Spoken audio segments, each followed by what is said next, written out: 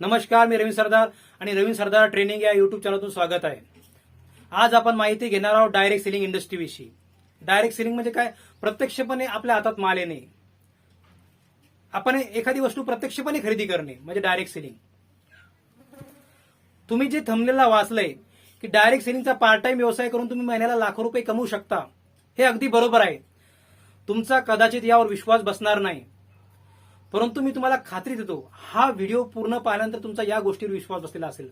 तर चला मग आपण सुरुवात करूया डायरेक्ट सेलिंग या इंडस्ट्रीची माहिती घेण्याविषयी. डायरेक्ट सेलिंग ही इंडस्ट्री समजण्यापूर्वी आपण समजून घेऊया इनडायरेक्ट सेलिंग म्हणजे काय. डायरेक्ट सेलिंग ही इंडस्ट्री प्रगत राष्ट्रांमध्ये म्हणजे अमेरिकेसारख्या राष्ट्रामध्ये चांगल्या प्रकारे काम करते. अमेरिकेसारख्या राष्ट्रामध्ये या डायरेक्ट सेलिंग इंडस्ट्रीचा भरपूर प्रचार झाला आहे, परंतु भारतामध्ये अजून डायरेक्ट सेलिंग इंडस्ट्रीचा प्रचार जास्त झालेला नाही. तर डायरेक्ट सेलिंग समजण्याकरता आपल्याला इनडायरेक्ट सेलिंग समजणं गरजेचं आहे. त्याकरता तुम्हाला मी एक उदाहरण देतो. बघा, माझ्याकडे हा मार्कर आहे कॅमलिन या कंपनीचा.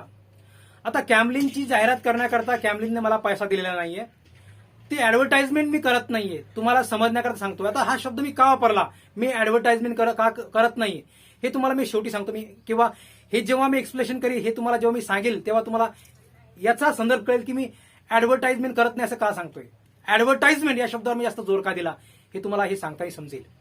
पण कॅमलिन कंपनीचा मार्कर आहे आणि मी 25 रुपयाला दुकानातून विकत घेतलाय.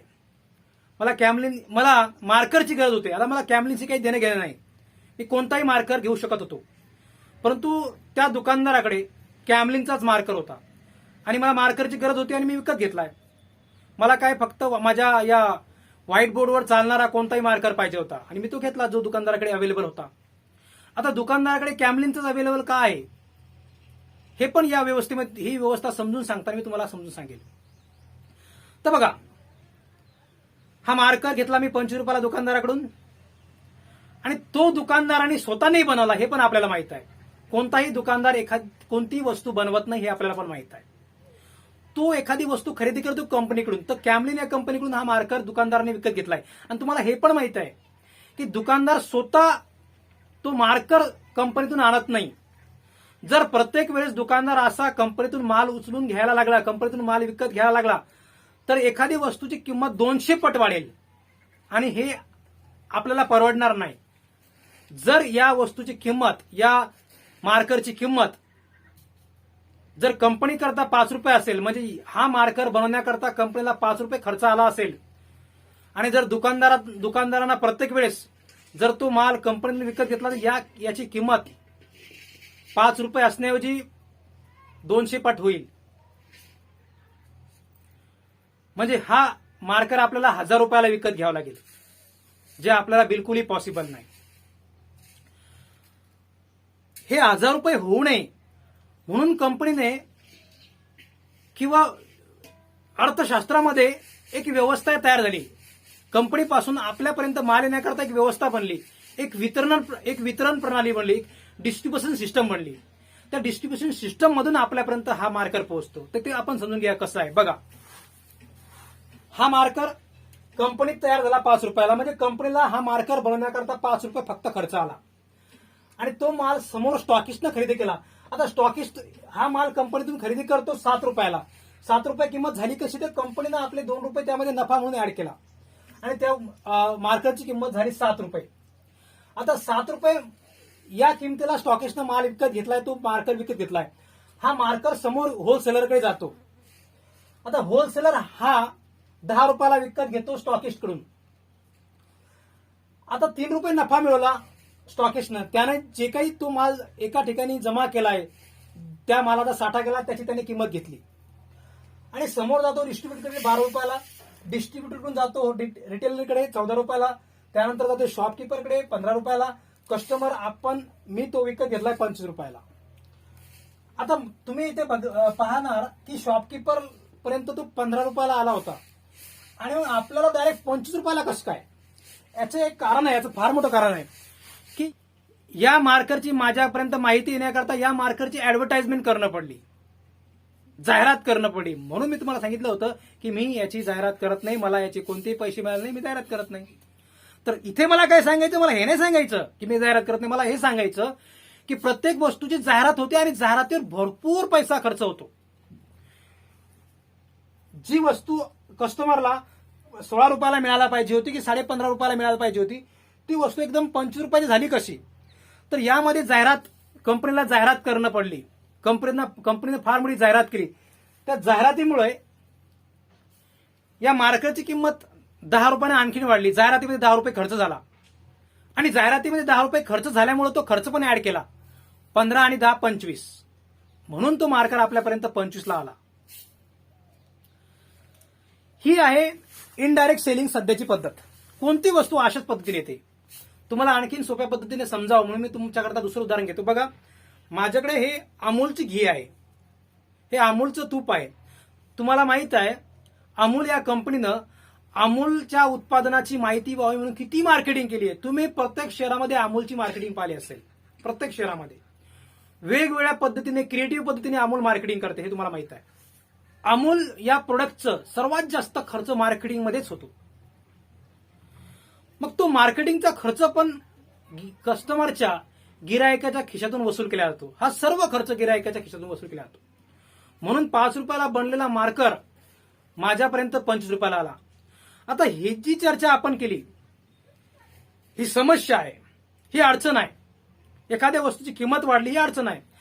आता मी फक्त अडचणीवर बोलणार नाही, मी याचं सोल्युशन, याचं समाधान काय, याचा उपाय काय, यावर पण मी बोलणार आहे. फक्त अडचणीवरच बोलणं म्हणजे नकारात्मक चर्चा करणं आहे. तर मी याच्या सोल्युशनवर पण बोलणार आहे. याचा इलाज जो आहे, याचा जो उपाय, याच्यावर पण मी बोलणार आहे. बरं, किंमत वाढल्यामुळे होतं काय, याच्याविषयी थोडक्यात चर्चा करू. एखादी गोष्टी किंमत वाढली म्हणजे काय होतं. बघा, एखादी गोष्टी किंमत वाढली म्हणजे आपण आपल्याला या क्षणाला ज्या गोष्टी आत्ता अत्यंतिक गरजेच्या आहेत त्याच गोष्टी आपण खरेदी करतो. ज्या गोष्टीमुळे आपलं उद्याचं भविष्य बनू शकतं त्या गोष्टी आपण खरेदी नाही करत. ज्या गोष्टीमुळे आपलं भविष्य सुरक्षित होऊ शकतो त्या गोष्टी आपण खरेदी करत नाही. मला तुम्हाला ऑनलाईन ट्रेनिंग द्यायचंय, मला तुम्हाला युट्यूबद्वारे शिकवायचंय म्हणून मी मार्कर विकत घेतला, व्हाईट बोर्ड विकत घेतला आणि तुम्हाला मी शिकवतोय. याची मला अर्जन्सी होती, याची मला अत्यंतिक नीड होती. ही मला आत्ताची गरज आहे. आता तुम्ही बघत आहात माझी तब्येत एकदम वीक आहे, मी एवढा स्ट्रॉंग नाहीये, मी बाहुबली किंवा खली नाहीये आणि मी स्ट्रॉंग असणं गरजेचं आहे. जर मी स्ट्रॉंग नसेल, शारीरिकदृष्ट्या मी मजबूत नसेल तर मला भरपूर बिमाऱ्या होतील. कदाचित त्या बिमाऱ्या झाल्यानंतर मी हॉस्पिटलमध्ये जाऊन भरपूर पैसा खर्च करीन, परंतु आता त्यावर मी काही खर्च करणार नाही. माझं शरीर सदृढ असावं म्हणून मी माझ्या शरीरामध्ये भरपूर सप्लिमेंट्स घेतल्या पाहिजे. माझ्या शरीराला जे जे जीवनसत्व लावते त्या जीवनसत्वाचा पौष्टिक आहार मी घेतला पाहिजे. याकरता मी भरपूर पैसा खर्च करू शकणार नाही. कारण ही अशी वितरण प्रणाली असल्यामुळे प्रत्येक वस्तूची किंमत वाढून येते आणि म्हणून आपण सर्वच वस्तू आपल्याला ज्या गरजेच्या आहेत त्या खरेदी नाही करू शकत. या सर्व वस्तू खरेदी करण्याकरता आपण आपला प्राधान्यक्रम निश्चित करतो आणि ज्या गोष्टीचं प्राधान्य जास्त आहे त्या गोष्टी आपण पहिले खरेदी करतो. मला तुम्हाला जे सांगायचं ते असं आहे की बाजारामध्ये हेल्थ, तुमचं आरोग्य सुधारण्यासाठी भरपूर प्रोडक्ट आहेत, भरपूर गोष्टी आहेत, भरपूर उत्पादनं आहेत, परंतु त्या उत्पादनाची किंमत फार मोठी आहे म्हणून ते आपण खरेदी करत नाही. म्हणून आपण आपलं आरोग्य आपण सदृढ बनवू शकत नाही. आणि तोच पैसा जेव्हा आपण दवाखान्यामध्ये जातो तेव्हा भरपूर पैसा खर्च करतो. आपल्याला जागेवर काहीतरी ऍडजस्टमेंट करून, काहीतरी तडजोड करून तो पैसा तिथे द्यावा लागतो. तर आता आपण ते नाही करू शकत. तर याचा काही इलाज आहे का? याचा इलाज आहे डायरेक्ट सेलिंग.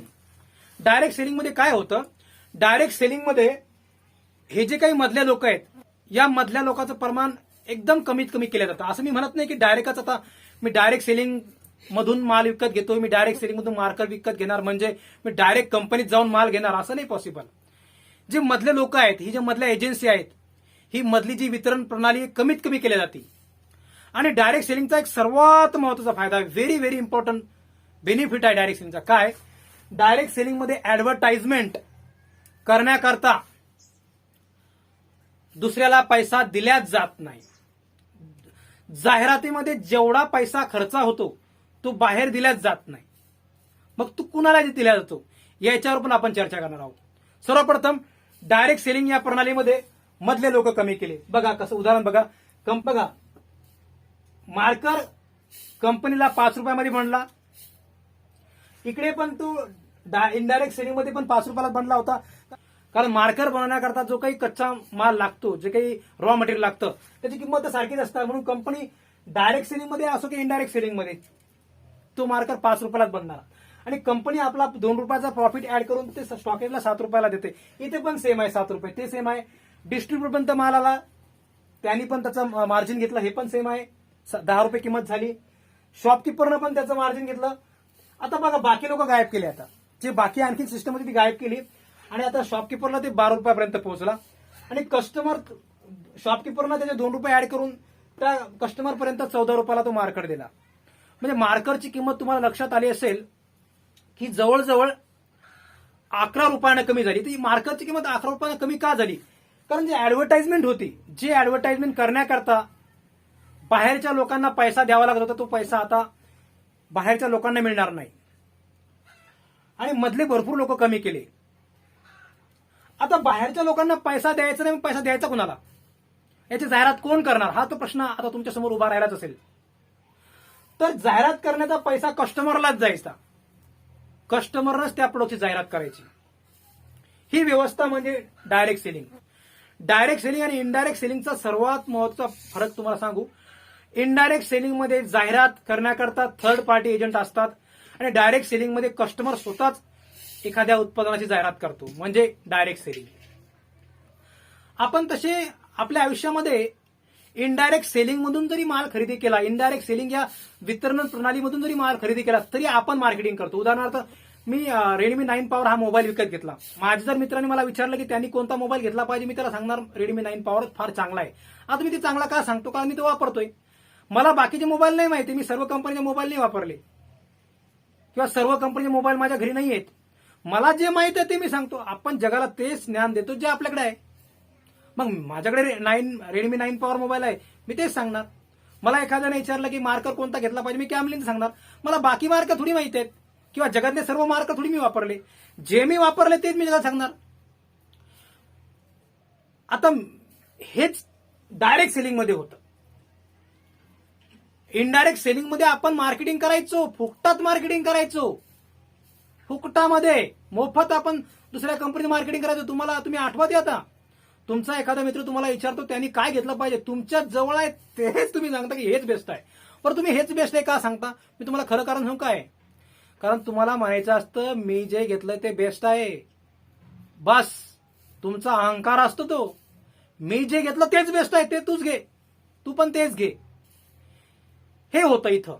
आता हाच तुमचा अहंकार पण डायरेक्ट सेलिंग मध्ये जपला जातो. तुझ्याकडे जे आहे तेच सांग जगाला. तुझ्याकडे जे आहे तेच सांग. तुझा मोबाईल रेडमी 9 पॉवरचा आहे ना, तर जगाला पण रेडमी 9 पॉवरच सांग. पण या ठिकाणी आता डायरेक्ट सेलिंग मध्ये तुला हे सांगण्याचा पैसा मिळणार आहे. तुम्ही पाहिलं असेल की जेव्हा महिला मंडळी बसतात तेव्हा भरपूर गप्पा मारतात आणि त्यांच्या गप्पामध्ये भरपूरच त्यांच्या जवळ ज्या ज्या वस्तू त्या वस्तूचीच चर्चा होते की मी हे खरेदी केलं, मी ते खरेदी केलं, ही वस्तू फार छान आहे. स्वतःहून उत्स्फूर्तपणे ते मार्केटिंग करतात, पण त्यांना काही मोबदला मिळत नाही. पण या ठिकाणी डायरेक्ट सेलिंग मध्ये आपण जे जे काही मार्केटिंग करू, आपण जे जे आपल्या मित्रांना, आपल्या नातेवाईकांना, आपल्या जवळच्या लोकांना आपण रेफर करू, आपल्या जवळच्या लोकांना सांगू, त्यांचा आपल्याला पैसा मिळणार आहे. तर तुम्हाला मी जे म्हटलो की डायरेक्ट सेलिंग मधून आपण लाखो रुपये कमवू शकतो, तर हे मधले पैसे आपल्याला मिळतात. ही पद्धत म्हणजे डायरेक्ट सेलिंग. तुम्हाला हा व्हिडिओ पूर्ण पाहिल्यानंतर मी असं नाही म्हणणार की पूर्ण आत्मविश्वास आला असेल, परंतु तुमची थोडीफार आयडिया क्लिअर झाली असेल की डायरेक्ट सेलिंग मधून पैसा मिळतो कसा. आता एखाद्या कंपनीचं उदाहरण घेऊन मी तुम्हाला पुढच्या व्हिडिओमध्ये डायरेक्ट सेलिंग मधून डायरेक्ट पैसा मिळतो कसं हे उदाहरणासहित एखाद्या कंपनीचं नाव घेऊन तुम्हाला सांगणार, एखाद्या कंपनीचं उदाहरण घेऊन तुम्हाला सांगणार आहे. जर तुम्हाला हा व्हिडिओ आवडला असेल तर या व्हिडिओला लाईक करा. तुम्हाला जे काही तुमचं म्हणणं मांडायचं असेल की डायरेक्ट सेलिंग मधून पैसा मिळतो का, डायरेक्ट सेलिंग मधून पैसा मिळत नाही, जे काही तुम्हाला सांगायचं असेल तुम्ही मला कमेंट बॉक्समध्ये सांगू शकता. व्हिडिओ पूर्ण पाहिल्याबद्दल धन्यवाद.